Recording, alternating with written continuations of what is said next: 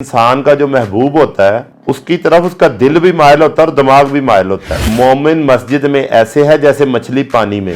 किसी बुजुर्ग ने क्या खूब कहा कि थोड़ी सी मुशक्कत के लिए नेकी ना छोड़ो और थोड़े से मजे के लिए गुनाह ना करो।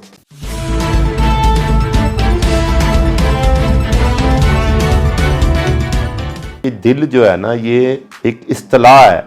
असल में जो इंसान के सोचों का या जज्बात का जो महवर है दिमाग है, दिमाग से सब कुछ पैदा होता है। हमने चूंकि जैसे इस्तिलाहन किसी को कहते हैं कि तुम मेरे जिगर के टुकड़े हो, जिगर गोशा हो, तो हम असल जिगर की बात नहीं कर रहे, असल में हम उसको अहमियत के हवाले से बात बता रहे होते हैं। इसलिए दिलो दिमाग काबू का मतलब ये है कि अगर आप किसी के दिमाग में अच्छे अंदाज में मौजूद हैं तो जारी बात है कि जब वो आपका ख्याल करेगा तो उसको खुशी हासिल होगी। तो इसी को कहते हैं दिलो दिमाग काबू होना।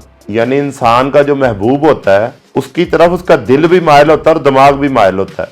यानी उसकी सोचों का महवर वही होता है, तो वही उसके लिए इत्मीनान का बायस होता है। जैसे कहा गया है कि मोमिन मस्जिद में ऐसे है जैसे मछली पानी में। यानी जब किसी को किसी से मोहब्बत हो जाए तो जब वो उसका कुर्ब हासिल करता है तो उसका दिल और दिमाग दोनों उस तरफ मायल हो जाते हैं। तो अब आपने ये फैसला करना है कि आपने वक्ती इंजॉयमेंट करनी है या अबदी सुकून हासिल करना है। किसी बुजुर्ग ने क्या खूब कहा कि थोड़ी सी मुशक्कत के लिए नेकी ना छोड़ो और थोड़े से मजे के लिए गुनाह ना करो, क्योंकि एक चीज बाकी रहने वाली है और एक चीज खत्म हो जाने वाली है। जैसे इंसान जना करता है तो वो वक्ती तौर पे इंजॉयमेंट करता है, बाद में वो उसके लिए परेशानी का बायस बनता है। फर्क सिर्फ हमने करना है कि हमने कौन सा काम किस वक्त करना है ताकि हमें अबदी कामयाबी हासिल हो, दुनिया में भी और आखिरत में।